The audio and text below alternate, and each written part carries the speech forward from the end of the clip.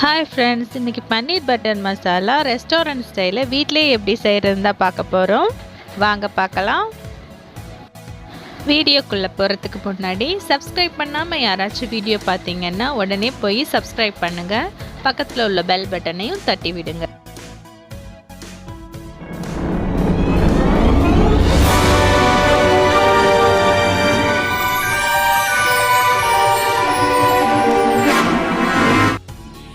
இப்போ நம்மளோட ரெசிபி செய்கிறதுக்கு ஒரு கடாய் எடுத்துக்கலாம். அதை ஸ்டவ்வில் வச்சு ஹீட் பண்ணி 1 tablespoon butter and 1 tablespoon unflavoured oil சேர்த்துக்கலாம்.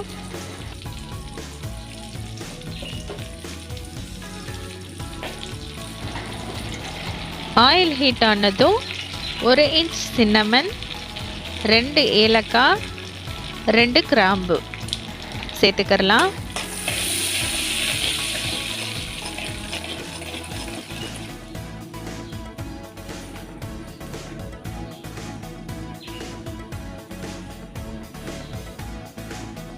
இப்போ அந்த ஸ்பைசஸ் கூட 3 மீடியம் சைஸ் ஆனியன் கட் பண்ணி வச்சுருக்கேன்.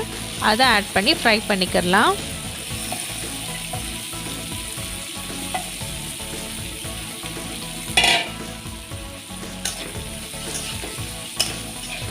லைட்டாக வதங்கினா போதும், ரொம்ப கோல்டன் ப்ரௌன் ஆகணும்னு அவசியம் இல்லை. நம்ம இதை பேஸ்ட் பண்ணத்தான் போகிறோம்.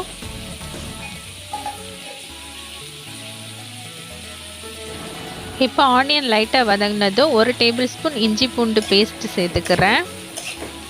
அது கொஞ்சம் வதக்கி விட்டுக்கிறலாம்.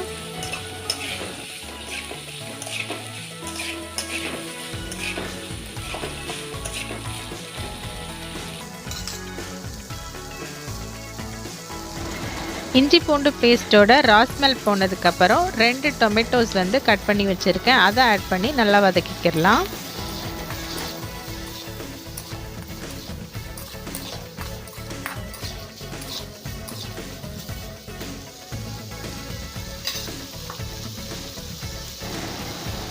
இது கூட உப்பு தேவையான அளவு ஆட் பண்ணிக்கிறேன். இந்த பேஸ்ட்டுக்கு தேவையான அளவு தான் நான் இப்போ ஆட் பண்ணுறேன்.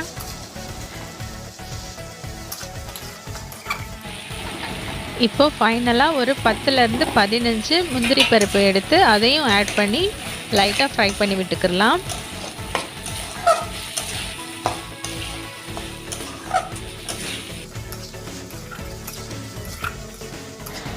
இந்த ஸ்டேஜ்லேயே ஸ்டவ் ஆஃப் பண்ணிடலாம். இந்த மிக்சரை கொஞ்சம் ஆற விட்டுட்டு அப்புறம் பிளெண்டரில் போட்டு ஸ்மூத் பேஸ்ட்டாக நல்லா பிளெண்ட் பண்ணிக்கலாம்.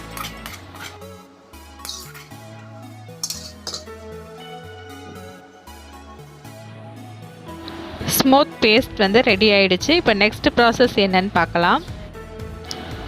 இதில் மஞ்சள் தூள், மிளகாய் தூள், கொத்தமல்லி தூள், சீரகத்தூள், கரம் மசாலா எடுத்து வச்சுருக்கேன். இப்போ ஸ்டவ்வில் ஒரு கடாய் வச்சு அதில் பட்டரும் ஆயிலும் சேர்த்து ஹீட் பண்ணிக்கலாம். இங்கே ஃபுல்லாக பட்டரும் சேர்க்கலாம், ஆயில் மிக்ஸ் பண்ணியும் சேர்க்கலாம்.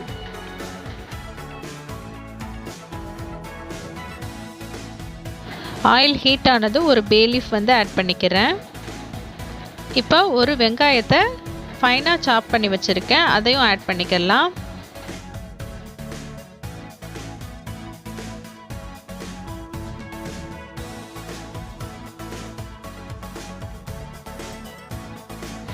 நல்லா கோல்டன் ப்ரௌன் ஆகிற வரைக்கும் நல்லா வதக்கி விட்டுறலாம்.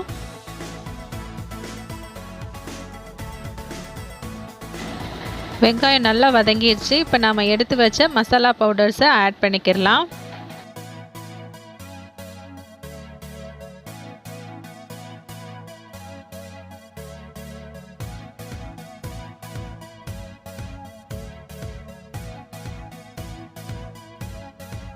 மசாலா பவுடரோட ராஸ்மெல் போகிற வரைக்கும் நல்லா வதக்கி விட்டுட்டு நாம் பிளெண்ட் பண்ணி வச்சுருக்க பேஸ்ட்டை நம்ம ஆட் பண்ணிக்கிடுவோம்.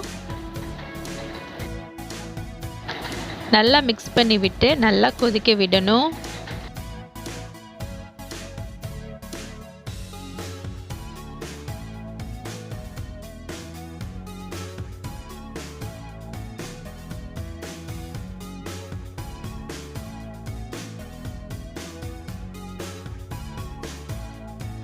இந்த பேஸ்ட் நல்லா கொதிக்கையில் நம்ம மேலே தெறிக்க வாய்ப்பு இருக்குது. ஸோ மூடி போட்டு நல்லா கொதிக்க விட்டுருங்க.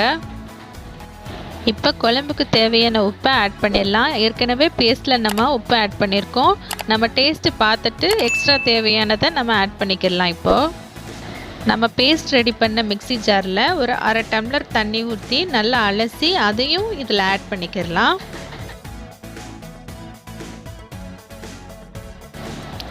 இப்போ நல்லா கொதிக்கணும். இந்த பேஸ்ட்டு கொதித்து அதோட பச்சை ஸ்மெல்லாம் போகணும்.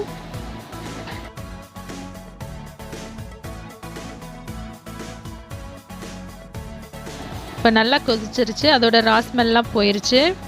இப்போது உங்ககிட்ட ஃப்ரெஷ் க்ரீம் இருந்தால் கொஞ்சோன்னு ஆட் பண்ணிக்கிறங்க.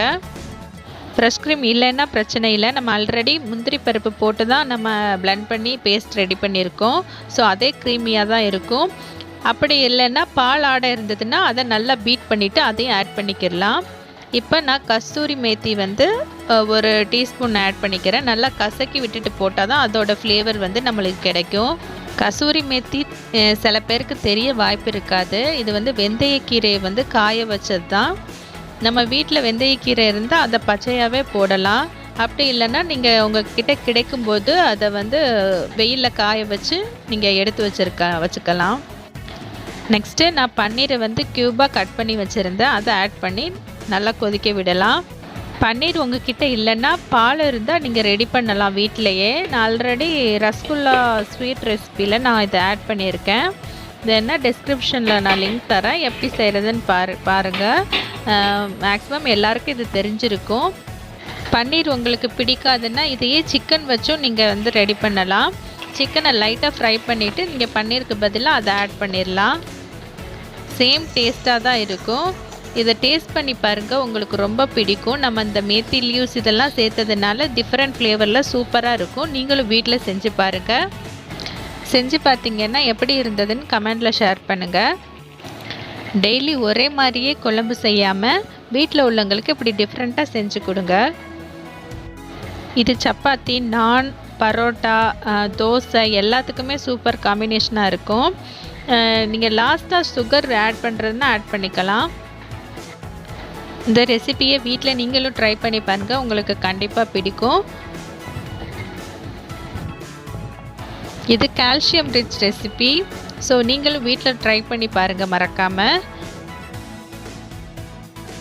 ஓகே ஃப்ரெண்ட்ஸ், இந்த வீடியோ உங்களுக்கு பிடிச்சிருக்கும் நம்புகிறேன்.